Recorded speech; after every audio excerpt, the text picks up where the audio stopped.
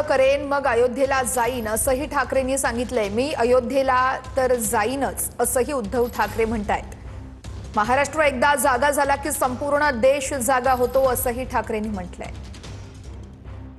अयोध्येत तर मी जाणार आहे, मी काही जायला लाजत नाहीये, अयोध्येत जाणार।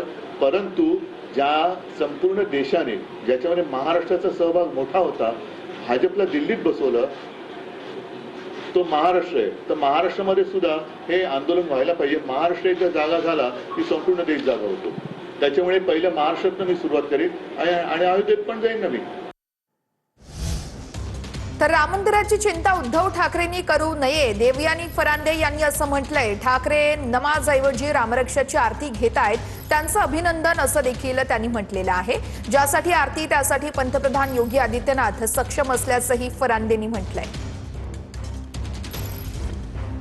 हे रामरक्षा आरती घेणार आहेत 5 जुलैच्या रोजी आणि त्यांनी राम मंदिरामध्ये जे काही घोटाळे झाले त्यावर सरकारला धारेवर धरले।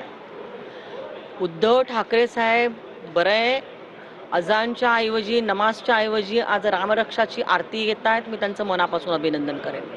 पण ज्या विषयासाठी घेत आहेत त्या विषयासाठी आदरणीय पंतप्रधान ह्या देशाचे नरेंद्रभाई मोदी आणि यूपीचं सरकार योगीजी हे अतिशय सक्षम आहे।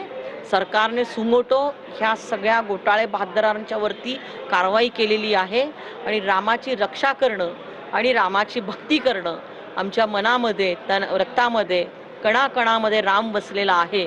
त्यामुळे जनाब उद्धव ठाकरे यांनी ह्या विषयावरती रामरक्षा त्यांनी करावी असं मला असं वाटतंय। कारण हिंदूंनी रामरक्षाचं पठण करावं हे आपल्या लहानपणापासूनचा आपल्यावरचा संस्कार असतो, परंतु राम मंदिराची चिंता त्यांनी करू नये। कॅमेरा पर्सन संतोष कदमसह गिरीश गायकवाड, TV9 मराठी, मुंबई।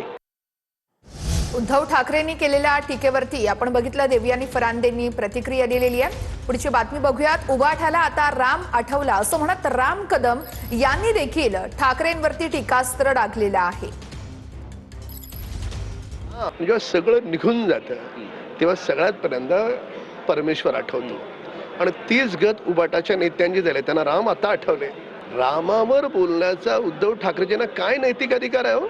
राम किंवा राम मंदिर हा विषय नाहीये।